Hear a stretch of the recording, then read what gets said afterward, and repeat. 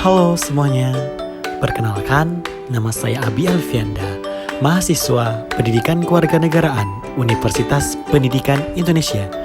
Dalam video kali ini, saya akan membahas sumber-sumber hukum Islam.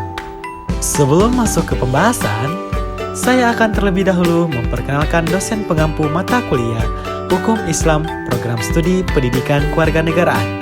Yang pertama, ada Bapak Dr. Muhammad Halimi, MPD, dan yang kedua ada Bapak Dede Iswandi, SPD, MPD.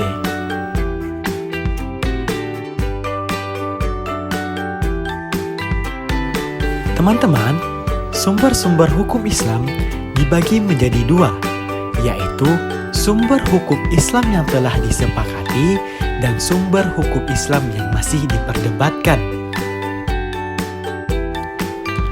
Sumber hukum Islam yang telah disepakati ulama ada 4, yaitu Al-Quran, Al-Hadis, Ijma, dan Qiyas. Mari kita bahas satu persatu. Yang pertama, Al-Quran. Al-Quran adalah kalam Allah yang diwahyukan kepada Nabi Muhammad SAW. Tulisannya berbahasa Arab dengan perantaraan malaikat Jibril. Al-Quran juga merupakan hujjah atau argumentasi kuat bagi Nabi Muhammad SAW dalam menyampaikan risalah kerasulan dan pedoman hidup bagi manusia serta hukum-hukum yang wajib dilaksanakan. Hal ini untuk mewujudkan kebahagiaan hidup di dunia dan di akhirat serta untuk mendekatkan diri kepada Allah Subhanahu wa taala. Yang kedua, hadis. Hadis sebagai sumber hukum yang kedua berfungsi sebagai penguat, sebagai pemberi keterangan, dan membuat hukum baru yang ketentuannya tidak ada di dalam Al-Quran. Ketiga, ijma. Ijma adalah salah satu metode dalam menetapkan hukum atas segala permasalahan yang tidak didapatkan di dalam Al-Quran dan Sunnah. Sumber hukum Islam ini melihat berbagai masalah yang timbul di era globalisasi dan teknologi modern. Dan yang keempat, qiyas. Qiyas atau analogi hukum adalah alat yang ampuh untuk mendapatkan putusan untuk masalah baru. Qiyas menjelaskan sesuatu yang tidak ada dalil nasnya dalam Al-Quran ataupun hadis dengan cara membandingkan sesuatu yang serupa dengan sesuatu yang hendak diketahui hukumnya tersebut. Teman-teman, selanjutnya kita akan membahas sumber-sumber hukum Islam yang masih diperdebatkan. Sumber-sumber hukum Islam yang masih diperdebatkan ada 8, yaitu istihab, istisan, al-maswali al-mursalah, al-uruf, mazhab sohabi, sar'uman qoblana, sadud zara'i, dan dolalah iktiran. Yang pertama, istihad.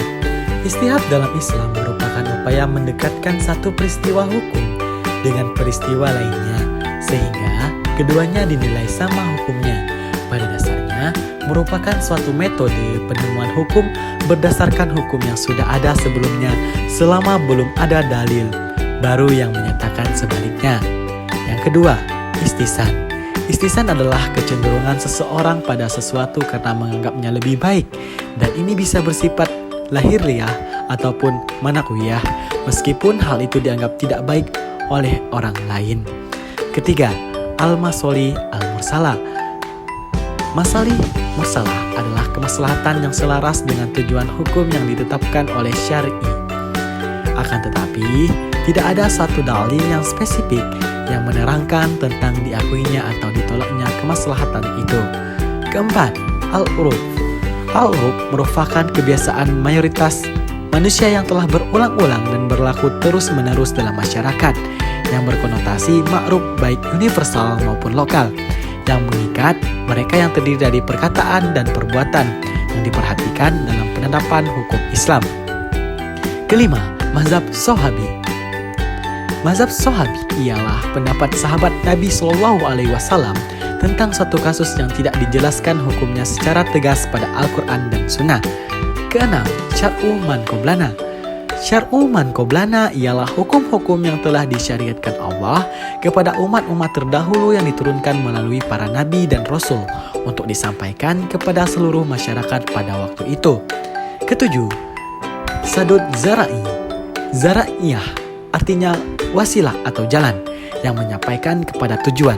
Zari'ah di sini yang dimaksud adalah jalan untuk sampai kepada perkara yang haram atau kepada perkara yang halal. Dan yang terakhir, dalalah iktiran. Dalalah iktiran ialah apabila ada satu dalil yang menunjukkan bahwa sesuatu itu sama hukumnya dengan yang lain, karena kedua-keduanya disebut bersama-sama dalam dalil itu juga. Iktiran artinya bersama-sama. Nah, teman-teman, berikut tadi penjelasan mengenai sumber-sumber hukum Islam. Semoga apa yang telah saya jelaskan mengenai sumber-sumber hukum Islam bisa bermanfaat untuk teman-teman semuanya. Terima kasih telah menonton video saya.